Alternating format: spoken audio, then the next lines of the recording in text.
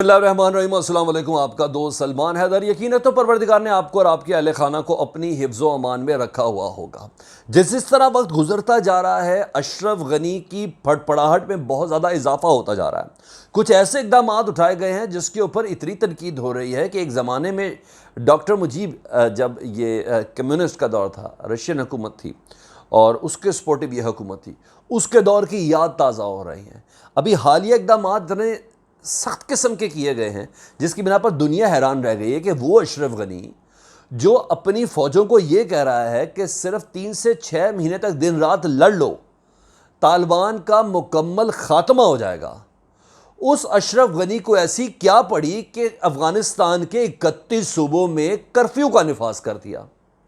और कर्फ्यू किन किन मौक़ों पर रखा गया है, कौन कौन से शहर इसमें बचाए गए हैं, कौन कौन से सूबे इसमें बचाए गए हैं और 31 सूबों की हसासियत क्या है, ये डिस्कस करते हैं। मज़ीद उनकी फटफड़ाहट का आलम यह है कि चंद घंटे कबल उनकी जो बाइडन से अशरफ गनी की गुफ्तगू हुई, उस गुफ्तगू में फिर एक और इमदाद का चमचा उन्होंने लिया और कौन से मैटर डिस्कस हुए।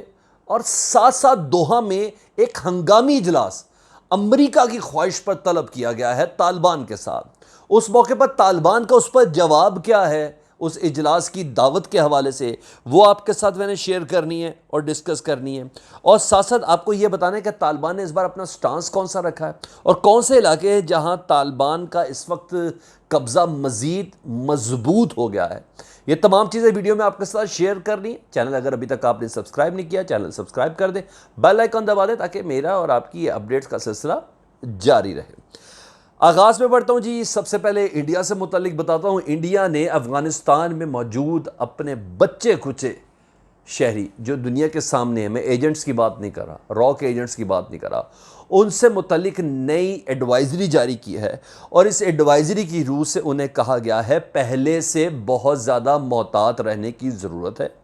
अफ़गानिस्तान के बेशतर हसास इलाकों के अंदर तालिबान दाखिल हो चुके हैं और इस सिलसिले में उन्होंने कहा है कि सूबों में सिक्योरिटी की हालत नहायत ख़राब है और अपनी ज़िंदगी की खुद हिफाजत करें, बहुत ज़्यादा विजिलेंट मोहतात होकर चलें और एक दूसरे की तरफ तवज्जो देकर चलें, क्योंकि आने वाले जो दिन है वो अफ़गानिस्तान के अंदर बहुत ही ज़्यादा दुश्वार और ख़तरनाक होने जा रहे हैं। यह वो इत्तेहादी जिससे मिलने के लिए अफ़गानिस्तान का आर्मी चीफ जा रहा है, वो ख़ुद इस मुल्क से मुतल्लिक अपने जो तहफ़्फ़ुज़ात रखता है वो मैंने आपको इससे आगाह किया। साथ साथ मैंने आपको एक और अहम चीज़ से बताने थे कि अमेरिकी सदर जो बाइडन की मुलाकात हुई है, गुफ्तगू हुई है अशरफ गनी से। उस गुफ्तगू में जो मंदराजात आपके साथ शेयर हुए, जो मिला है इस बार अफ़गानिस्तान को, वो आपको मैंने बताना है। उसमें यह है कि अशरफ गनी से उन्होंने कहा है कि 10 करोड़ डॉलर की मैं इमदाद मुहैया करता हूँ और ये 10 करोड़ की डॉलर की इमदाद रेफ्यूजीज़ के लिए है जो अफ़गानिस्तान में तालिबान के बढ़ते हुए कदम के बाद जो शहरी अपने अपने इलाकों से भागना शुरू हुए हैं, दूसरे इलाकों में जाना शुरू हुए हैं, उनकी सेटलमेंट के लिए 10 करोड़ डॉलर की इमदाद का ऐलान किया। सिर्फ वो शहरी नहीं है, इसके अंदर वो 20,000 अफ़गान वर्कर शामिल हैं जो पिछले 20 सालों में अमेरिका की मदद कर रहे थे एज अ ट्रांसलेटर, इंटरप्रेटर, जासूस और अमेरिका के कार ख़ास के तौर पर सोसाइटी के अंदर मौजूद थे, जिनकी निशानदेही तालिबान मुसलसल कर चुके हैं और एक एक शख्स की शनाख्त हो चुकी हुई है तालिबान की नज़र में। और तालिबान आए रोज़ उनसे अपना बदला भी ले रहे हैं और साथ साथ उनको तंबी भी कर रहे हैं कि बस चंद रोज़ रह गए, जो तुमने 20 सालों में अमेरिका की मदद करके हमारा जानी नुकसान पहुंचाया, अब तुम्हारी ज़िंदगी के दिन गिने जा चुके हैं। तो ये 10 लाख अमेरिकी डॉलर उनके लिए दिए गए हैं।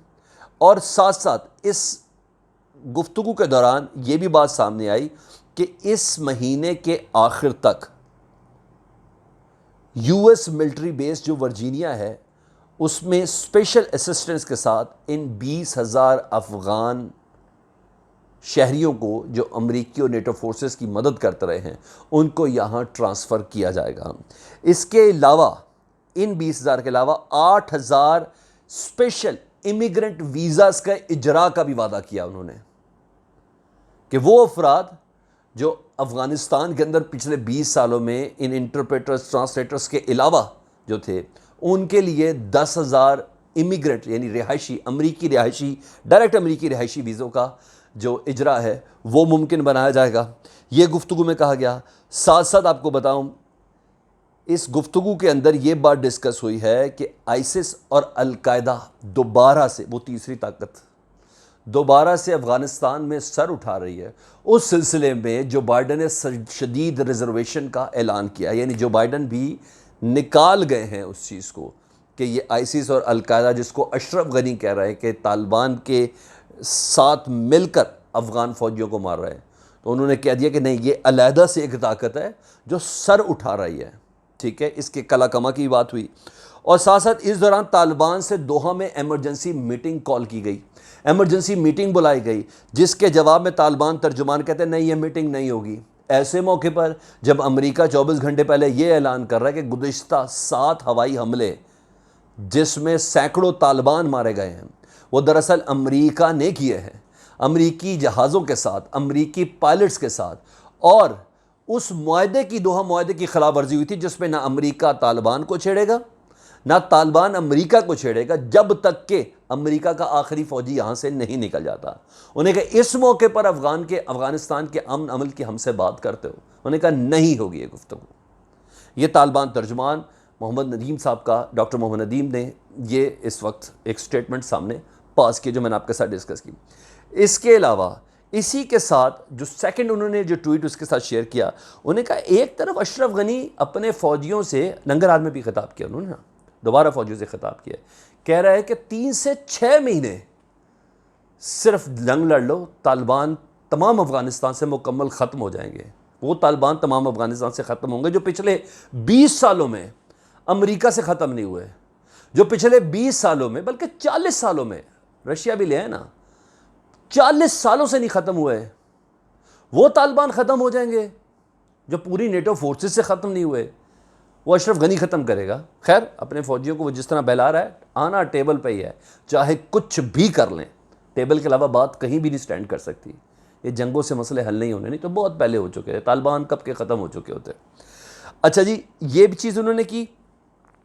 और साथ साथ मैं इससे पहले कि ये बताऊं कि हालिया तौर पर जो अशरफ गनी की फटफड़ाहट क्या है, उन्होंने कौन कौन से सूबों में किस तरह के इकदाम किए, कर्फ्यू के हवाले से उनको तालिबान के हवाले से क्या ख़तरा है, सरकारी इंटीरियर मिनिस्ट्री क्या कह रही है, वो तमाम चीज़ें आपको डिस्कस करूँ। उससे पहले मैं आपको ये बताता चलूँ इसके अंदर कि तालिबान ने एक तो मुलाकात से इनकार किया, दूसरों ने कहा अशरफ गनी 3 और 6 महीने की डेडलाइन दे रहे हो, आप हमसे कह रहे हैं कि इनसे मिलकर टेबल पर बात करें, ये नहीं हो सकता, ये मुमकिन नहीं है।